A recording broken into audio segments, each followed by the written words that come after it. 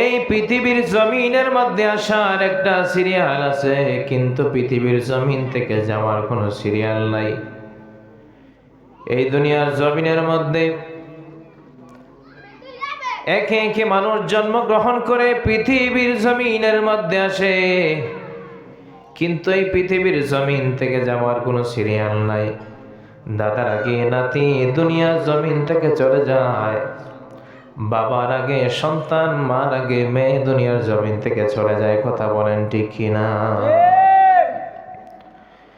Bike অ্যাক্সিডেন্টে 15 বছরের যুবক মারা যায়, 30 বছরের যুবক মারা যায়। পরিবারের চাপ সহ্য করতে না পেরে 40 বছরের মানুষও দুনিয়া থেকে বিদায় হয়। কথা বলেন ঠিক কিনা?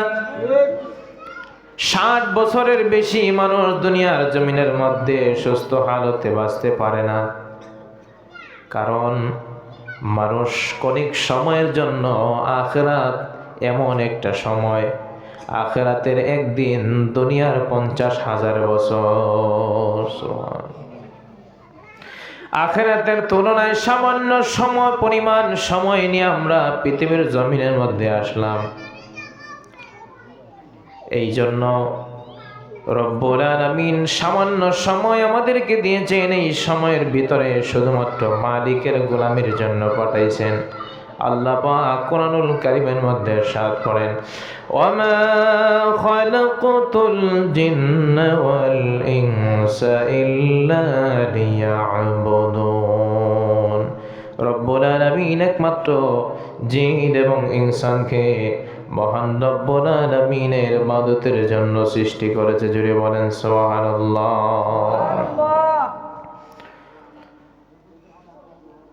আপনি পৃথিবীর জমিনের মধ্যে বসবাস করতেছেন, কতদিন আপনি পৃথিবীর জমিনের মধ্যে বিচরণ করবেন এটার কোনো গ্যারান্টি নাই। কারণ মালাকুল মাউত আজরাইল কখন জানি আপনার আমার সামনে হাজির হয়ে যায়, কখন জানি মালাকুল মাউত আপনার আমার সামনে হাজির হয়ে যায়, এটা বলা যায় না। কারণ আমাদের মৌতের কোনো গ্যারান্টি নাই। হঠাৎ মালাকুল মাউত আপনার আমার সামনে হাজির হয়ে যেতে পারে। এই জন্য মৌতের জন্য প্রস্তুত থাকতে হবে। মৌতকে ভয় করা যাবে না। ইত্তাকুল্লাহ, আল্লাহর ভয় যদি অন্তরের মধ্যে থাকে, ওই ব্যক্তি মরণকে ভয় করতে পারে না। যেই ব্যক্তি মরণকে জয় করতে পারবে, মরণকে যেই ব্যক্তি ভয় পাবে না, হাসতে হাসতে মৃত্যুবরণ করবে, কালেমা নসিব হয়ে যাবে, ঈমান নসিব হয়ে যাবে। মৌতের পরে তার কবরটাকে আমার আল্লাহ জান্নাতি বানিয়ে দিবে।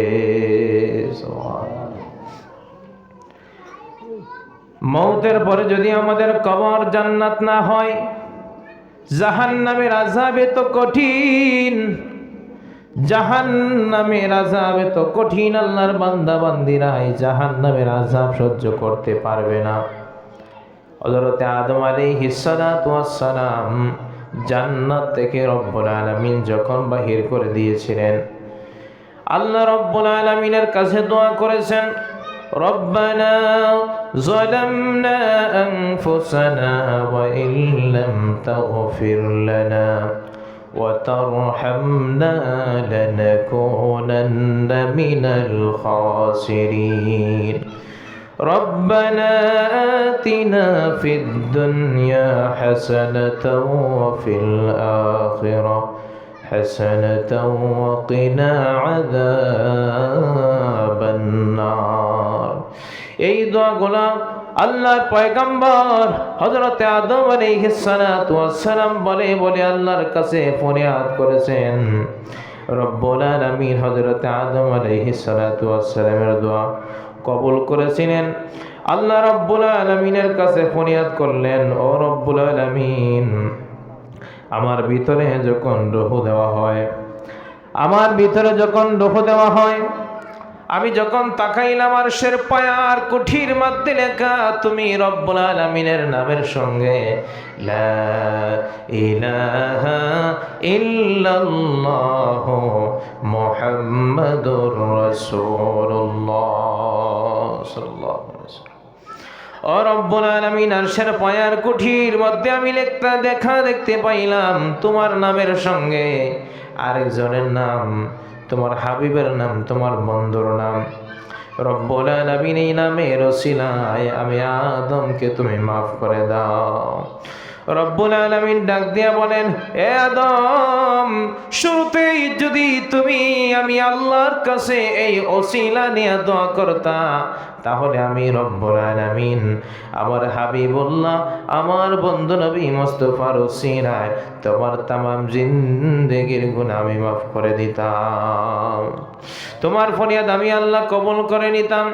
আর নবীর ওসিলা নিয়া আল্লাহর বান্দা বান্দিনা যদি আল্লাহর কাছে চায়, রব্বুল আলামিন আল্লাহর বান্দা বান্দির গুনাহ খাতা মাফ করে দিবেন। এই জন্য পৃথিবীর জমিনের মধ্যে আমরা যতদিন থাকব আল্লাহর হুকুম 5 ওয়াক্ত নামাজ আদায় করব। রমজান মাস আমাদের সামনে চলে এসেছে, কিছুদিন পরে রমজানুল মুবারক চলে আসবে। এই রমজান কেমন নিয়ামতের মাস, কেমন শুকরিয়ার মাস, যেই নিয়ামতের মাস রব্বুল আলামিন যেই রমজান মাসে মাত্র একবার যদি নফল ইবাদত করা হয়, তাহলে তাকে 70টা নফল ইবাদতের সপ্তাহ আমলনামার মধ্যে রব্বুল আলামিন দান করে দে। সুবহানাল্লাহ। এত নিয়ামতের মাস রমজানুল মুবারক। ওই ব্যক্তি ক্ষমভক্ত, ওই ব্যক্তি অবাঘা, যেই ব্যক্তি রমজান মাস পাইল।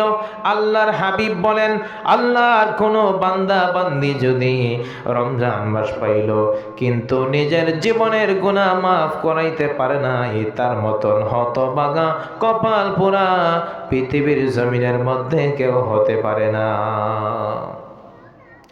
রমজানুল মুবারকের মতো এত নিয়ামতের মাস পাইলা।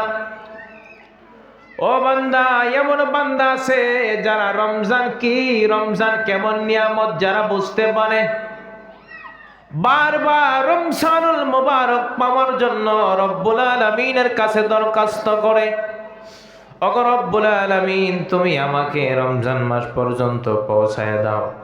রমজান যখন চলে যায়, হায় আফসোস, কেমন নিয়ামতের মাস ছিল রমজান মাস। আমার যেন ইচ্ছা হয় যেই ব্যক্তি রমজানের প্রতি মহব্বত যার অন্তরের মধ্যে আছে, রমজানের প্রতি শ্রদ্ধা ভক্তি যার অন্তরের মধ্যে আছে, ওই ব্যক্তি আল্লাহর কাছে ফরিয়াদ জানায়, রমজানুল মুবারক চলে গেল, হায় আফসোস, আবার কখন জানি রমজানুল মুবারক আসবে।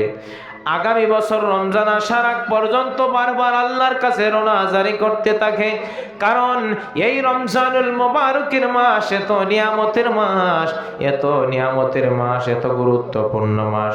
এই রমজানুল মুবারকের গুরুত্ব তারাই বুঝবে যারা নেককার আবেদ, নেককার সালেহ বান্দা, যারা আল্লাহকে ভয় করে, নবীর সুন্নত যারা অন্তরের মধ্যে জারি রাখে, তার এই রমজানুল মুবারকের গুরুত্ব বুঝবে। কথা বলেন ঠিক কিনা?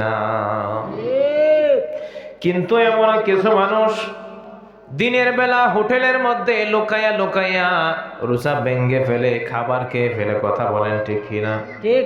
এমন অনেক মানুষ আপনার আমার সমাজের মধ্যে আছে, তাদের উপর আল্লাহর লানত। কারণ হচ্ছে রমজানের মতো নিয়ামত পাইয়া এমন হতভাগা কিভাবে হয়ে গেলাম।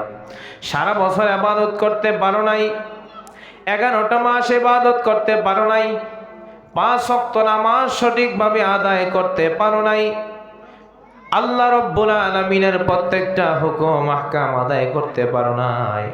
কিন্তু রমজানুল মুবারকের মতো এত নিয়ামত মাস পাওয়ার পরেও যেই ব্যক্তি আমলি হতে পারে নাই, যেই ব্যক্তি ওই রমজানুল মুবারকের মর্ম বুঝতে পারে না, তার মতন হতভাগা কেউ হতে পারে না। এই জন্য আমাদের উচিত হচ্ছে রমজানুল মুবারক যখন আমাদের সামনে চলে আসবে, আমরা রব্বুল আলামিনের কাছে ফরিয়াদ করব, আল্লাহ রমজানুল মুবারকের রহমত, মাগফিরাত, নাজাত, এই সকল নিয়ামত আমাদের ভাগ্যে নসিব করে দাও। রমজান মাসে যত যত নিয়ামত আছে আল্লাহর কাছে আমরা ফরিয়াদ করব, আল্লাহ সেই নিয়ামতটুকু আপনি আমাদেরকে দান করে দিন। এই বাচ্চারা কথা বলো না। সম্মানিত হাজিরিন, গভীর মনোযোগ। তাহলে রব্বুল আলামিন উম্মতি মুহাম্মদীদেরকে এত এত নিয়ামত দান করেছেন। এত নিয়ামত পাওয়ার পরেও আমরা রব্বুল আলামিনের যত বেশি শুকরিয়া আদায় করব, রব্বুল আলামিন আল্লাহর বান্দা বান্দির প্রতি তত বেশি খুশি হয়ে যাইবেন। আমি যে কথা বলতেছিলাম, পৃথিবীর জমিনের মধ্যে আসার সিরিয়াল আছে, যাওয়ার কোনো সিরিয়াল নাই। একদিন না একদিন দুনিয়ার জমিন থেকে বিদায় হয়ে যাইতে হবে। আল্লাহ পাক কোরআনুল কারীমের মধ্যে বলেন, কুল্লু নাফসিন যায়িকাতুল মাউত, প্রত্যেক প্রাণীকে মৃত্যুর স্বাদ গ্রহণ করতে হবে। কেউ মৃত্যুর হাত থেকে রেহাই পাবে না। একদিন না একদিন মৃত্যু তাকে ঘ্রাও করবে, মৃত্যু তাকে পাকড়াও করবে। মৃত্যুর হাত থেকে বাঁচা সম্ভব নয়। একদিন না একদিন মালাকুল মউত তার সামনে চলে আসবে। আল্লাহ পাক রব্বুল আলামিন কোরআনুল কারীমের মধ্যে ইরশাদ করেন, আইনামা তাকুনু ইউদরিকুমুল মাউত ওয়ালাউ কুনতুম ফি বুরুজিম মুশাইয়াদা। চিৎকার করে বলেন আল্লাহু আকবার। মালাকুল মউত আপনার সঙ্গে মোলাকাত করবে, সাক্ষাৎ করবে। যত গহীন গর্তের ভিতরে প্রবেশ করেন না কেন, যত কঠিন গর্তের ভিতরে, কঠিন কেল্লার ভিতরে প্রবেশ করেন না কেন, লুকান না কেন, মৃত্যুর হাত থেকে পলায়ন করা কোনোভাবেই সম্ভব নয়। আল্লাহর পয়গম্বর হযরতে ইদ্রিস আলাইহিস সালাতু ওয়াস সালাম আল্লাহ রাব্বুল আলামিনের একজন প্রিয় পয়গম্বর ছিলেন। কথাবার্তার মাধুর্যতা বড় সুন্দর ছিল। জিবরাইল আলাইহিস সালাতু ওয়াস সালাম রব্বুল আলামিনের দরবারে হাজির হয়ে গেলেন। ওগো রব্বুল আলামিন, তোমার এমন একজন পয়গম্বর পৃথিবীর জমিনের মধ্যে পাঠাইলা। ওই পয়গম্বরের কথাবার্তা এত সুন্দর, কথাবার্তার মাধুর্যতা এত সুন্দর। আমার ইচ্ছা হয় তোমার পয়গম্বরের সঙ্গে আমি বন্ধুত্ব করি। সুবহান আল্লাহ রাব্বুল আলামিন ডাক দিয়ে বলেন, এ জিবরাইল, আমার পয়গম্বর ইদ্রিসের সঙ্গে তুমি বন্ধুত্ব করো, তাতে আমার কোনো সমস্যা নাই। যদি আমার পয়গম্বর তোমার সঙ্গে বন্ধুত্ব করার জন্য রাজি হয়, আমার কোনো সমস্যা নাই, করতে পারো। হযরতে জিবরাইল আলাইহিস সালাতু ওয়াস সালাম যখন আল্লাহর পয়গম্বর হযরতে ইদ্রিস আলাইহিস সালাতু ওয়াস সালামের দরবারে যখন চলে গেলেন, সালাম বিনিময় যখন করলেন, কথাবার্তা শুরু করে দিলেন।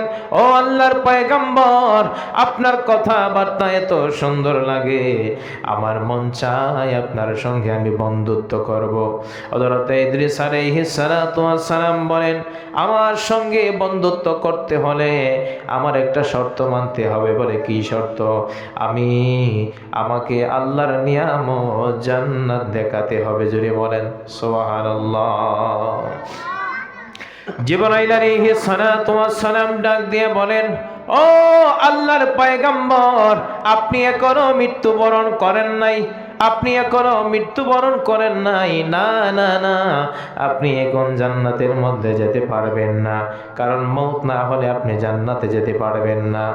আল্লাহ রাব্বুল আলামিনের পয়গম্বর হযরতে ইদ্রিস আলাইহিস সালাতু ওয়াস সালাম ডাক দিয়ে বলে, এ জিবরাইল, যদি আমি জান্নাতে না যেতে পারি তাহলে আমার সঙ্গে বন্ধুত্ব হবে না।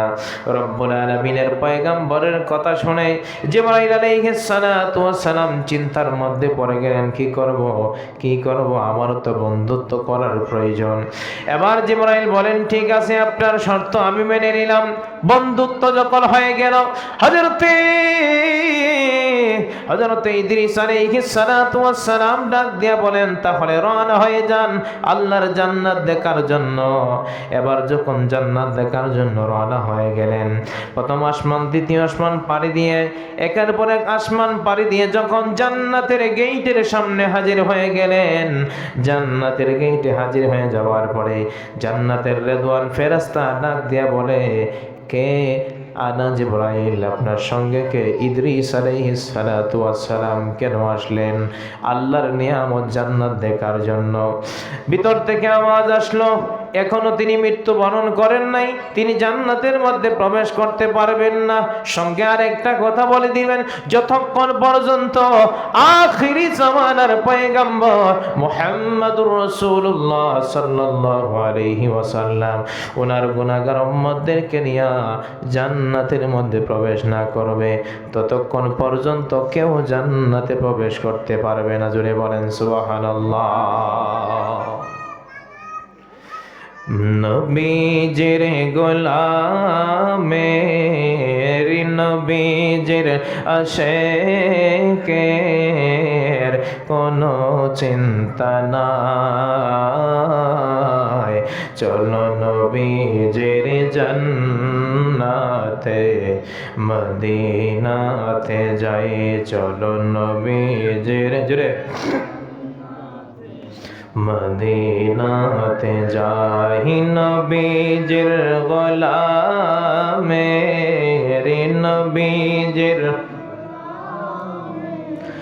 নবীজির আশিকের কোনো চিন্তা নাই।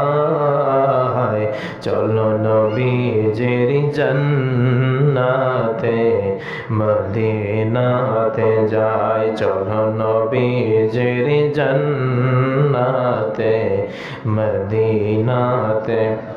কে কে যাবে মদিনায়, মদিনাতে কাঁদেন নবী উম্মতের মায়ায়। আল্লাহু আকবার, আল্লাহু আকবার। কে কে যাবে মদিনায়, মদিনাতে কাঁদেন নবী উম্মতের মায়ায়। দিন রজনী কান্দেন তিনি, দিন রজনী তিনি শোয়ের বাজায়। চলো নবীজির জান্নাতে মদিনাতে যাই, চলো নবীজির মদিনাতে যাই। নবীজির গোলামের, নবীজির আশিকের, নবীজির কোনো চিন্তা নাই। চলো নবীজির মদিনাতে যাই, চলো নবীজির জান্নাতে মদিনাতে যাই। আল্লাহুম্মা সাল্লি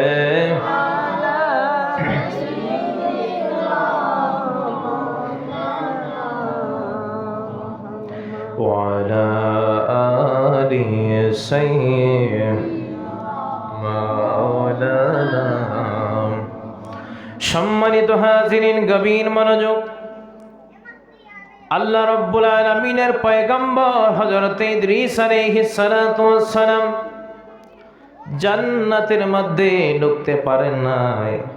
আবার যখন রওনা হয়ে যাবেন পৃথিবীর মধ্যে আসার জন্য, জান্নাতের গেট থেকে আবার যখন রওনা হয়ে গেলেন, চতুর্থ আকাশের মধ্যে যখন চলে আসলেন, চতুর্থ আকাশের মধ্যে আসার পরে মালাকুল মাউত আজরাইল আলাইহিস সালাতু ওয়াস সালামের সঙ্গে দেখা হয়ে যায়। সুবহানাল্লাহ। মালাকুল মাউতের সঙ্গে দেখা হয়ে যাওয়ার পরে মালাকুল মাউত ডাক দিয়া বলে, আল্লাহর পয়গম্বর, আমি বড় চিন্তার মধ্যে পড়ে গিয়েছিলাম, আমি বড় টেনশনের মধ্যে পড়ে গিয়েছিলাম। আপনার মৌত লেখা চতুর্থ আকাশের মধ্যে, কিন্তু আমি কিভাবে, আপনি দুনিয়ার জমিনে আপনার জান কিভাবে আমি কবজ করব? আমি বড় টেনশনের মধ্যে পড়ে গিয়েছিলাম, আমি বড় চিন্তার মধ্যে পড়ে গিয়েছিলাম। কিভাবে আপনার জান আমি কবজ করব।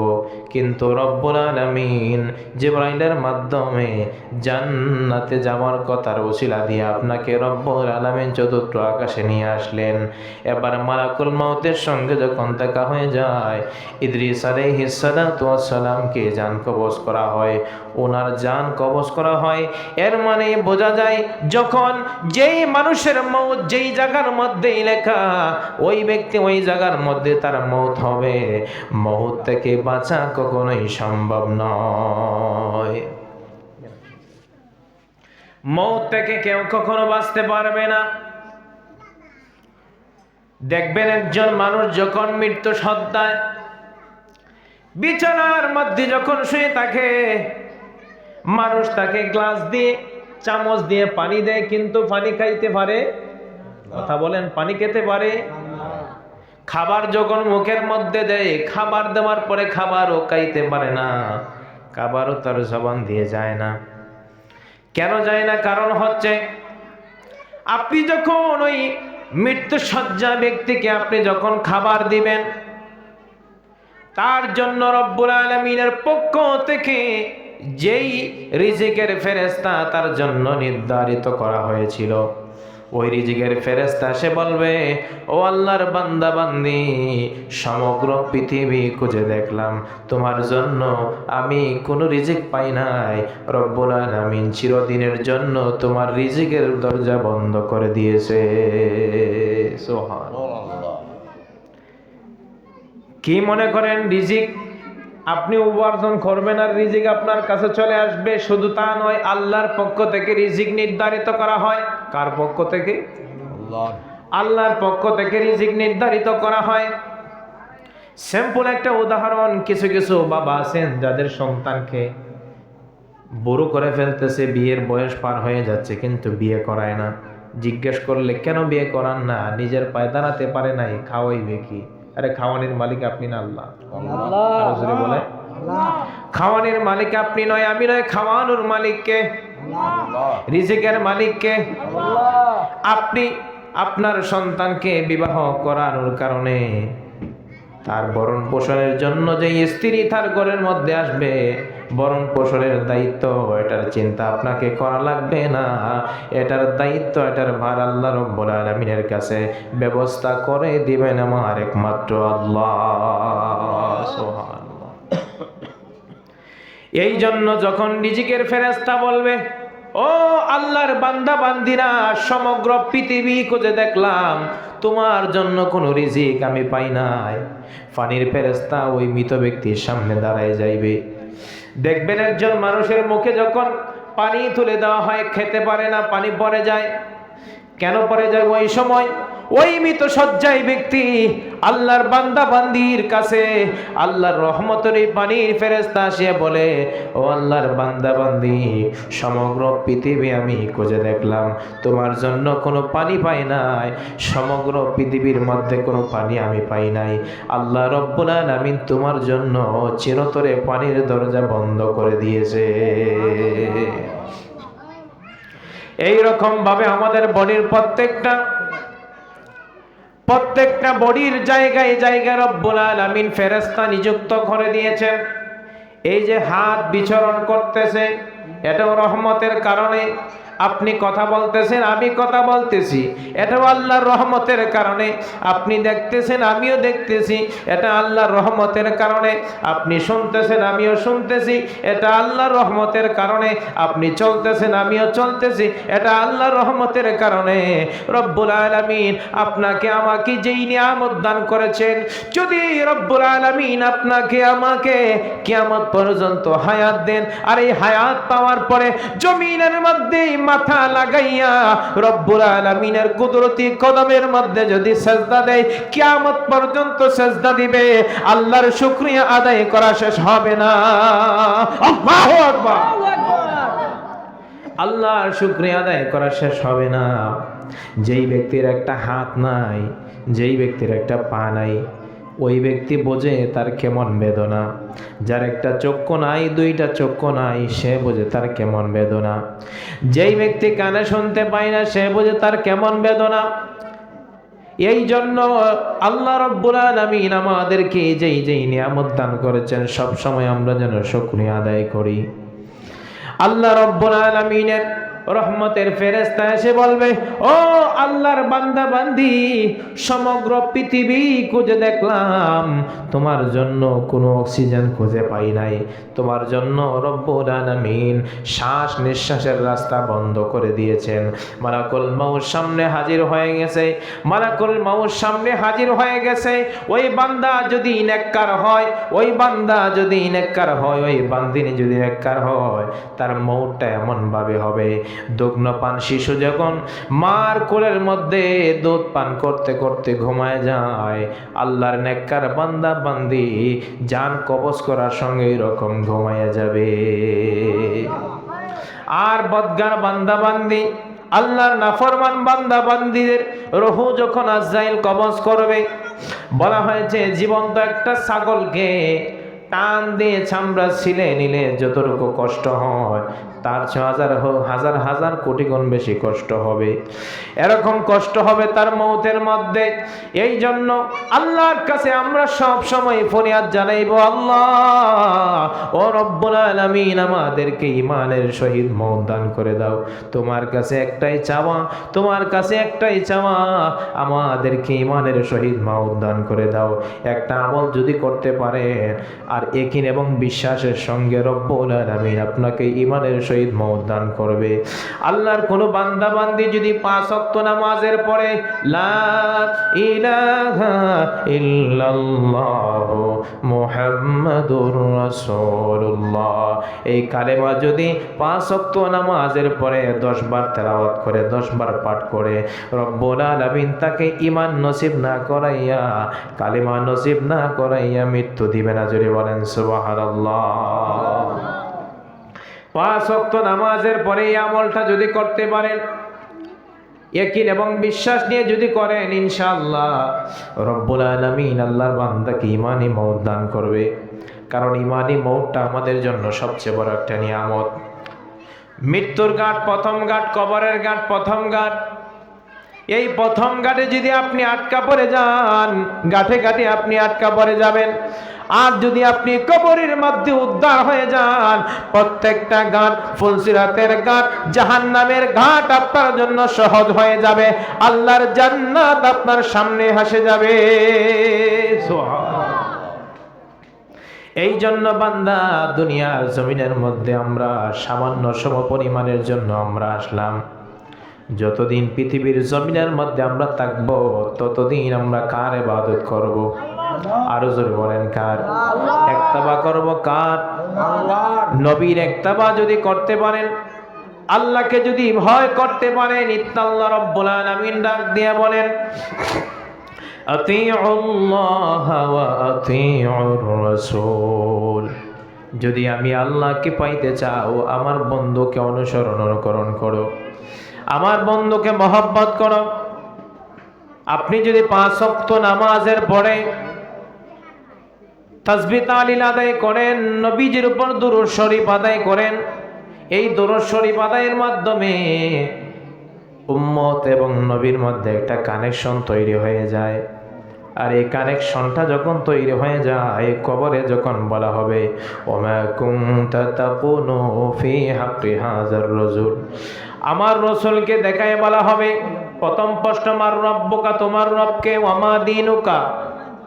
তৃতীয় নম্বর প্রশ্ন ওয়ামা কুনতা তাকুনু ফি হাক্কি হাযার রাজুল। প্রথম প্রশ্নের উত্তর যদি দিতে পারেন, দ্বিতীয় প্রশ্নের উত্তর যদি দিতে পারেন, কিন্তু তৃতীয় প্রশ্নের উত্তর যদি দিতে না পারেন, সঙ্গে সঙ্গে তার কবরের মধ্যে আযাব শুরু হয়ে যাবে। এই জন্য আল্লাহর প্যারা মাহবুব সাল্লাল্লাহু আলাইহি ওয়াসাল্লামের উপর যত বেশি দরুদ শরীফ পড়বেন, রাসূলের প্রতি মহব্বত তত বেশি বৃদ্ধি পাইবে। আর তার যত বেশি মহব্বত বৃদ্ধি পাইবে, আল্লাহর রাসূলকে চেনা সহজ হয়ে যাবে। কবরের মধ্যে যদি নবীকে চিনতে পারেন, তার কবরের মধ্যে আর কোনো সমস্যা নাই। প্রত্যেকটা ঘাটে ঘাটে আল্লাহ রব্বুল আলামিন তাকে উদ্ধার করে জান্নাতি বানিয়ে দিবে। সুবহানাল্লাহ।